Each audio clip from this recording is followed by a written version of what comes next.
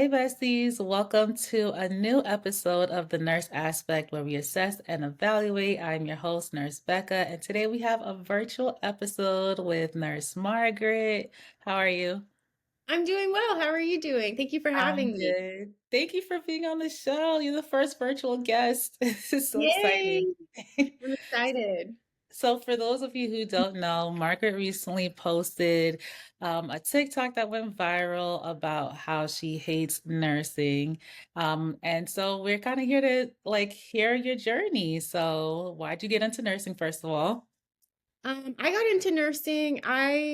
Because of my parents, honestly, they were really selling it hard for me. I was considering going to school to be a pediatrician, and they were really like, we don't think that's the best journey for you. It's a lot of school. It's going to put you in a lot of debt, and you really don't like school, and you really like motivated to make money. And there was a good nursing school like about 15 minutes from my childhood home. So my parents really like sold me on it over and over. They're like, do this, do this. You'll actually work with the patients in the nursing. And once I kind of looked into it, I was like, you know what? They're right. Like, I don't want to go to school for 8 years and then have to do a residency before I'll actually be working. And so after like some consideration, I was like, okay, I'm going to go to nursing school. And once I decided that, I was like, I'm going to be a NICU nurse. And it was just, that was where I went. Now, did you go right into NICU? No, I actually started in the emergency room while I was in nursing school. I got a job at the children's hospital where I was living, and I just wanted to get my foot in the door so that I could become a NICU nurse. And I was in the children's ER, and I actually fell in love with it. I was like, I had never even considered emergency room, it wasn't even on my mind. And then once I was there, I was like, oh, wait, I actually really like this. And after I graduated, I ended up going to a different hospital so that I could try emergency room with adults and pediatric patients and not just be on the pediatric side. And I really fell in love with it. I had a knack for that fast paced environment, and can be really calm in really stressful situations. So it really ended up being a good fit for a few years. Okay, so you were there for a while before you went to NICU?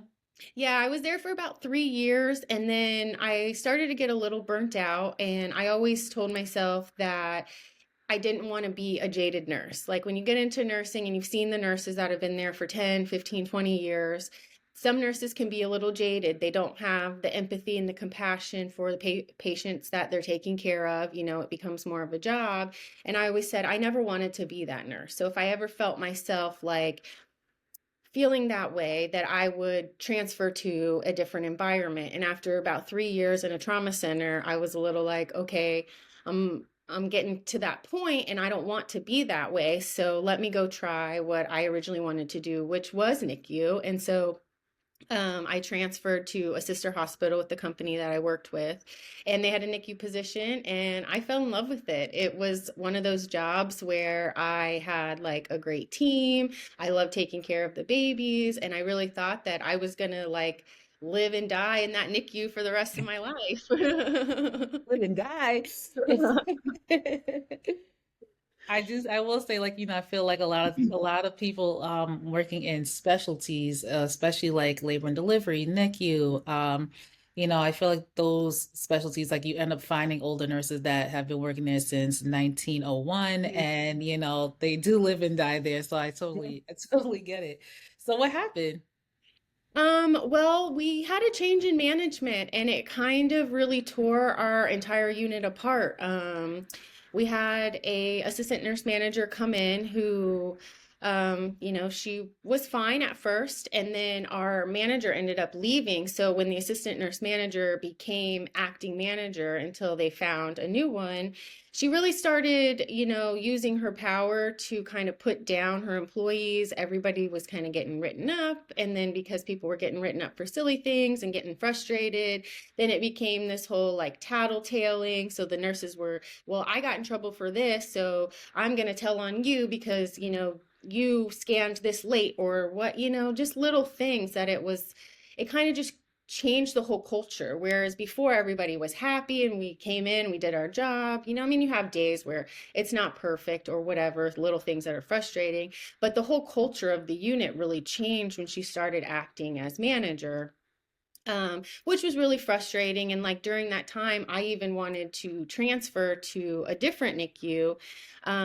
but I actually got blocked from doing that after I interviewed because she wrote me up for being late by That's 1 minute for like that's crazy. four times. And like, it's like you can only be late four times or three times in a certain amount of time. And they were like, oh, you clocked in at 6:51 three times in this time. So now we're going to write you up and block you from transferring. And so it just really was not a fun environment. And it wasn't just like me. I felt like personally I was the one getting picked on, but it wasn't just me. Other people were getting kind of harassed and bullied by her, including one of our charge nurses who we really, really loved and really respected. She'd been there for over 5 years. She went above and beyond for not only the babies and the families, but for her staff. I mean, she was really someone who was going to celebrate every single person. And she ended up getting bullied so bad by this assistant nurse manager that she left. And when she left, a lot of us in solidarity were like, we don't want to continue working for somebody who is going to bully somebody that we really love and respect and valued as a leader. You know, when you really have a charge nurse or somebody in leadership that you value and love, and to watch them be broken down by somebody above them, it was just really hard. I mean, what was the hospital's response? Like, was administration ever involved, like a supervisor, anything that was just like, let's take a look at the culture of the unit? Was there any type of response? Not really. I mean, we tried to bring it up several times. And there was a point where the director of women's services actually, because we as staff were like, this assistant nurse manager, when she is acting as manager, has changed the culture, has made us feel bullied. We're not excited to come to work. We're scared that, we're constantly going to get in trouble. We're walking on eggshells. And so, a couple of us went to HR. We tried to go above her to the director of women's services. And basically, the director of women's services was just on her side. So, and Wow. nothing really changed. They were just like, it is what it is. This is how it's going to be. You guys have to like just deal with it essentially. And it was one of those things where I felt like I needed to say something. And there was a staff meeting before I ended up leaving that I, spoke up, and they're talking about all these different, like, uh, I don't know, like initiatives or whatever to kind of change the culture and want people to be happy. And I was like, it's very concerning that our charge nurse is quitting and half of our night staff is leaving. Like, why are you guys not concerned about this? And all that led to was me getting blacklisted from ever being able to work in that NICU again. It didn't change the culture. It didn't change anything that happened. It just put a punishment on me for trying to advocate for my team and my staff. That's so unfortunate. Like sometimes it sucks because it's like that's one of the pillars of nursing is being an advocate, like not only for your Hmm. patients, but for yourself as well. And not to be like for it to be done in like a rude way or anything like that. But when you do stick up and then there's a retaliation for you to be blacklisted now, it's like this is going in a place where all I'm trying to do is stick up for myself in the unit where there's obviously an issue and no one is doing anything about it. That's so unfortunate. How long Yeah. did that last? I was in that NICU for about 4 years. Probably the first Wow. 2 years were pretty okay. But it was the last 2 years that it was like really, really hard. And after I got blocked from being able to transfer, you have to wait a year before you can and like let those write ups like fall off of your like A chart. year? Yeah, so I was kind of Wow. stuck in not like stuck because I did still have my team, and like, we would try to work together as best as we could, but it ended up being like after that year that's when things really started getting bad. And when my charge nurse, because she was one of those people like, like, oh, I'm going to quit, just kind of joking or whatever. And when it really came down to it, she was like, no, I'm really leaving. Like, some things have happened and things have been said to me that are not okay and I don't feel good about, and I just can't work here anymore. A bunch of us stepped up and we were just like, well, we're leaving too. Like, we don't want to be here if you're not here, because we just loved and respected her so much. And she had given so much of herself and her life to that unit. I mean, she really, truly was an amazing NICU nurse. Not even just an amazing NICU nurse, just an amazing person. And so I've seen, like, throughout my nursing journey, when there's a change and you have a charge nurse or someone in leadership that you really value and respect, and they make a quick change, that's always been a sign to me that things are not going well and things are not going to get better, because you already have this person in leadership who's working with management, or working closer with management and administration. And if they're feeling some type of way, a lot of times that means things are not going to get better for the rest of the staff. Yeah, that's so sad. I'm so sorry to Yeah. hear that. So where'd you go after NICU then? Or did you So try another NICU?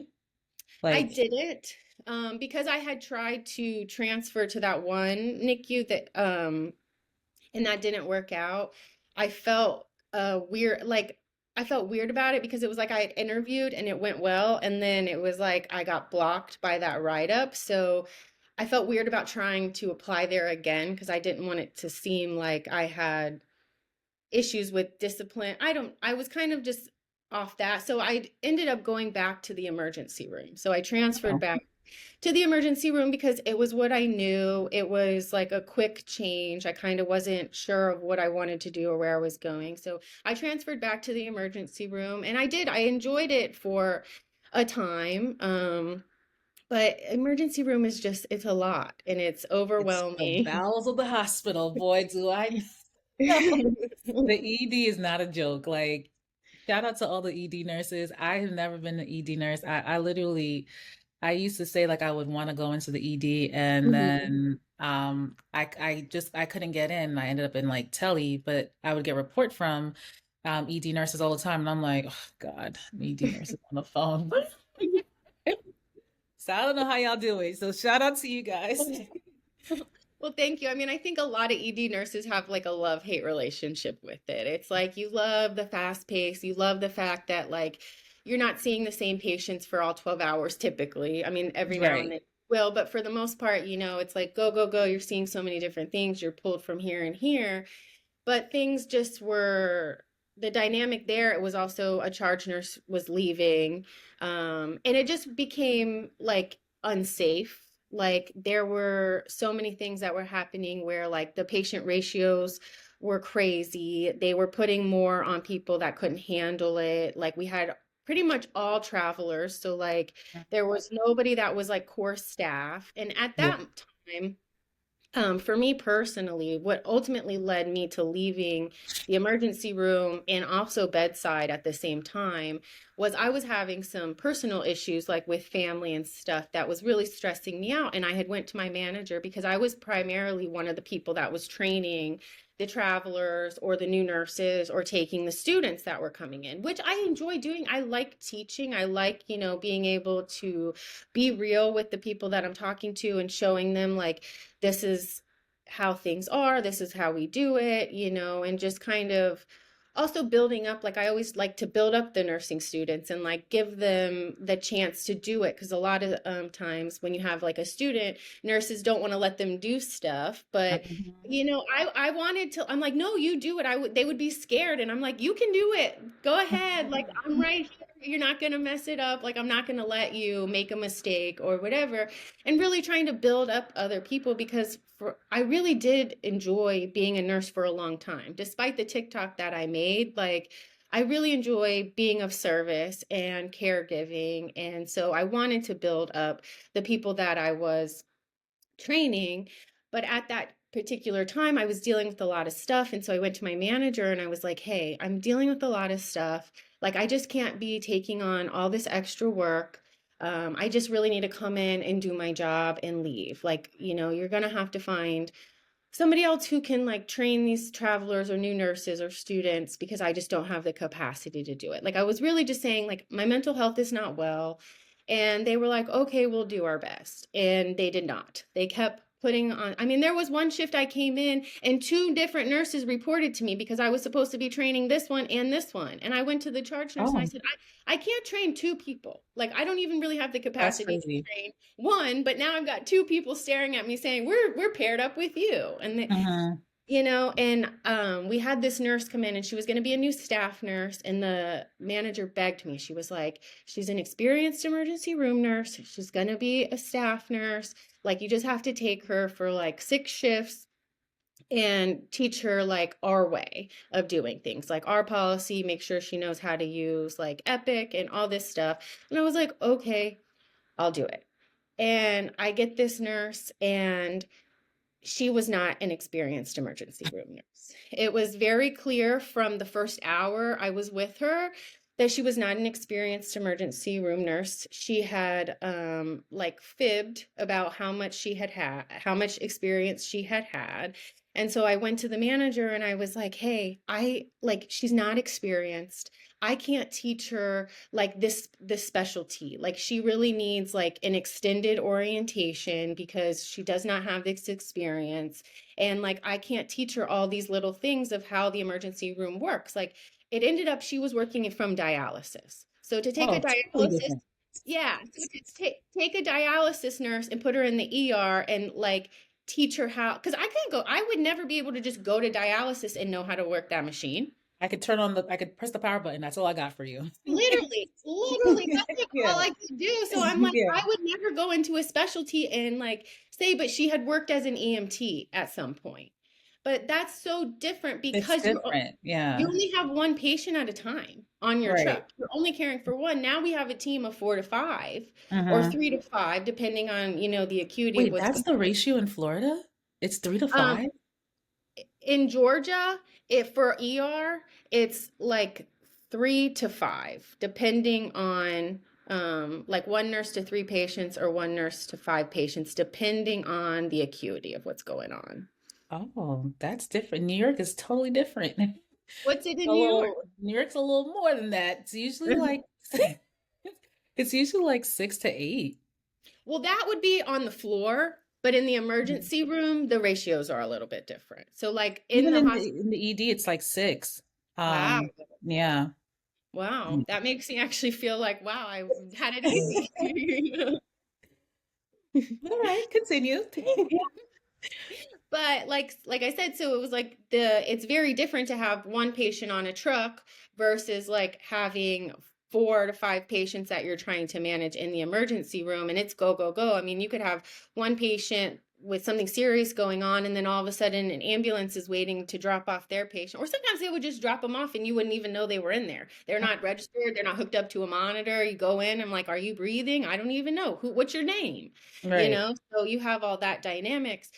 And so I went to the manager and I was like, I can't take this nurse. Like I don't have the capacity to teach in this way. Like I could have handled if she could already know how to manage a team and, manage her time and do these things, but I just don't have this capacity. And they basically said, we don't have anybody else. You have to do it. Like you just Now, have to. were you the only like senior nurse at the time or? I wasn't the only senior nurse, but I was all the senior nurses that were staff at that point were refusing. So I was the only one that was, even though I was trying to refuse, they were still Yeah. like, you have to do it. Hmm. Um, and it became the night that actually made me put in my 2 week notice without a plan of just saying, I'm done, I can't do this anymore, was a night where they had put me and this nurse that I continued to take until I quit. Um, in our acute psych area, which is already, an area. So you want to be mindful that you're in that area and, because anything can happen. I mean, you Right. could be assaulted, it could be very chill. Sometimes everybody's asleep at night and it's a chill space to be in. And other times, everybody's popping off. They're feeding off each other's energy. You got patients trying to run, different things are going Mhm. on. And they also made me hold the trauma phone and wanted me to leave if a trauma came in, leave the acute psych area, leave and go respond to the trauma while also taking care of this nurse. And I was fighting with the charge nurse at the beginning of the day. I said, I cannot hold this trauma phone, train her, and be in the psych area. It's not safe. It's not okay. I can't leave her. I don't trust her to be able to manage these patients. And I also can't leave them and respond to a trauma that could take me 2 hours, depending on what was going on. Right. And she basically, and it was still, we don't have anybody else. That was every time I was trying to advocate and say, I can't, this is not okay, this is not safe. They said that we don't have anybody else. And so I held the trauma phone. We went into the psych area, and we had an overdose patient who had been Narcaned probably a couple times before she was by EMS. And then we were having to Narcan her. So we Narcaned her. All of a sudden I get a call, there's a burn coming in, because we were a trauma and a burn center. So there's a burn coming in. I have to go respond to the burn. And I'm telling this nurse, I'm like, okay, this patient is okay. This patient is okay. This patient is okay. I told the other nurses in that area, I said, I have to go to this burn. I'm concerned about this one patient because we've Narcaned her multiple times already, but I have to go to this burn. Please, be mindful, watch out. I'm nervous about this patient. So I go to the burn and I take care of the burn patient. We get the burn patient transferred to the burn center or the burn unit. I come back and I go, how is everything? And all of a sudden I start hearing snoring respirations out of my ear. And I go, is that patient? And the nurse that I was training goes, oh yeah, that's that patient. I think she has sleep apnea because she's been snoring really loud. And I stand up and I said, come with me. And I was like, this is not sleep apnea. This is snoring respirations because she's not maintaining her airway. I did a sternal rub, completely unresponsive. And I was like, look, this patient is unresponsive. She's not maintaining her airway. At the moment, she is maintaining her stats, but this snoring respiration is something that you need to be mindful of her not maintaining her airway. We have already Narcaned her multiple times, and we didn't know how much drug she consumed before she got here. So we have to be mindful of this. And she was like, oh, I didn't know. And so I'm immediately like, okay, we have to go get the Narcan and wake this lady up. But it was just so this is just so unsafe because she was just sitting there like, oh, she has sleep apnea. And I kept telling my managers, I'm like, she needs an orientation. And I'm telling you, I can't give it to her. And I felt bad because I was losing my patience a little bit with this nurse that she did not deserve necessarily, but also I've been trying to tell people I don't have the capacity to take care of this. And after that night, I was just like, I can't do this anymore. I'm overwhelmed. I'm so stressed. I've been trying to advocate for myself. All I get told is that we have nobody else. So I said, you know what? I'm going to put in my 2 weeks notice, and then they will have to figure it out because I won't be there. They're going to have to find somebody else because I'm not even going to be here anymore. And that's what happened. I ended up quitting. I put in my 2 weeks notice, and after that I left, and I had no job to go to, no plan to do. I was just like, I need a break. And I've been trying to figure out my life since then, and that was almost 2 years ago. So I'm glad that you actually stuck up for yourself because a lot of people would kind of just either tough it out. I feel like lately some people would kind of just leave with just a no call, no show, I'm just not coming back. I'm glad that you at least give a 2 weeks notice, and mentally it's important for us to take care of ourselves. If you're not getting a break and things are so much, you're so burnt out, I'm happy that you at least did that for yourself, but I know you said that you haven't it's been 2 years, but what are you doing now? Or have you done anything nursing wise since? Yeah, since I took a break for a little bit, I had been with that company for a while, so they cashed out my PTO to me, which was a nice chunk of change. So I just took a break because I was just like, I need a breather. And I went and worked at an IV hydration station that I had worked for previously when I first became a nurse, and I wanted a side hustle, and I was really trying to make all that money. When you first get out of nursing school, you're like, all the overtime, everything, all the cash. Exactly. And so I had worked there, and it's pretty easy. The money wasn't great, but it was an easy side gig. So I was like, well, let me go back to this and make a little bit money and kind of just see what I want to do. Like maybe I just need some time away from bedside to recover from burnout. I did that. The owner of that company just was not a very nice human being. And so I ended up leaving. And then at that point, I really was like, I really don't want to be a nurse now. Like, not even this like soft nursing job is working out. And so I went back to serving in a bar.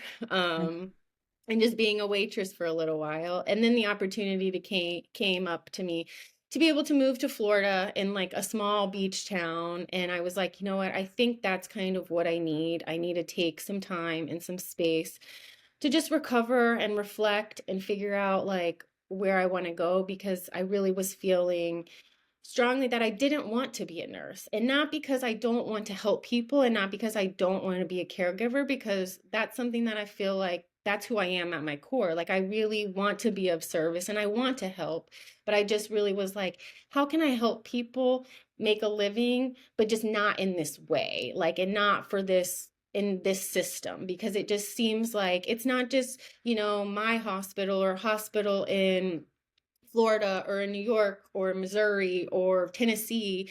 It's kind of everywhere that people are frustrated because so much is put on you as a nurse and it's hard to cope with. And the system doesn't really care about you as the nurse or the patient population. They care so much about making money. And I'm just was like really frustrated by that knowledge. And I'm like, I don't want to work for this broken system. I want to help people, but I can't continue to put my mental and physical health at risk for these companies that don't care about me or the patients that I'm taking care of. And that really was like something that hit home to me, because I'm like, if they don't care, then like, what am I like? I'm like breaking my back and like going home crying because I'm, so like trying to really help these people, and like the system doesn't care. They're like, take this, do this, and it's just been so frustrating. And I know it's not just like my experience. A lot of nurses are frustrated and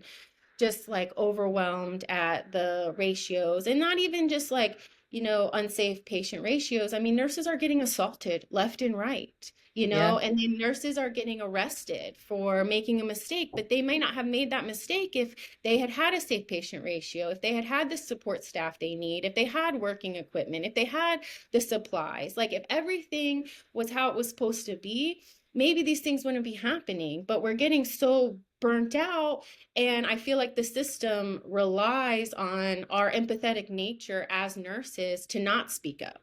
When you see about nurse protests and stuff, a lot of nurses are like, well, I can't leave my patients. And this, Hmm. I feel like the system, and not just like one healthcare system like this or this one, the whole healthcare as a whole really relies on the fact that nurses are not going to stand up and say, we're not okay with this anymore. They're like, well, we have to take care of our patients. And that's how I think a lot of us feel. And I felt like that for a long time. But now I want to be like a voice for people and say, like, it's okay if, maybe we could actually make a change in the healthcare system if nurses would collectively and loudly really speak up about what we're having to go through in our everyday career. Because most people, if you're not in healthcare, don't realize what nurses are put through on a day-to-day basis. Omega X.